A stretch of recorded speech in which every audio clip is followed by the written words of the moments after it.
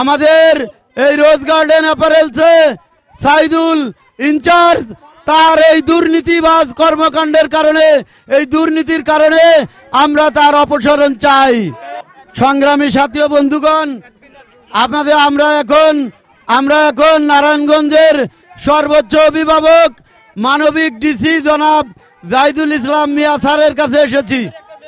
Bangladesh textile garments workers federation কেন্দ্রীয় কমিটির সাধারণ সম্পাদক ও নারায়ণগঞ্জ জেলা কমিটির সভাপতি শ্রমিক নেতা FM আবু সাইদের নেতৃত্বে নির্যাতিত ছাঁটাইকৃত বিক্ষুব্ধ রোজ গার্ডেন্স অ্যাপারেলসের শ্রমিকবৃন্দ বিক্ষোভ মিছিল নিয়ে জেলা প্রশাসকের কার্যালয়ে উপস্থিত হয়। দুপুরে ADM নীলুফা ইয়াসমিন, মেজর আয়াজ, শ্রমিক নেতা FM আবু সাইদ ও রোজ গার্ডেন অ্যাপারেলসের কর্তৃপক্ষের মধ্যে ফলপ্রসূ আলোচনা হয়। সিদ্ধান্ত আসে দুপুরের পরে গার্মেন্টস খুলে দেওয়া হবে, ছাঁটাইকৃত শ্রমিকদের কাজে পুনর্বহাল করা হবে এবং কর্মক্ষেত্রে শৃঙ্খলা ফিরিয়ে আনতে কঠোর ব্যবস্থা গ্রহণের আশ্বাস দেন রোজ গার্ডেন কর্তৃপক্ষ। Report Shahjahan Chowdhury, NNTV, Narayanganj.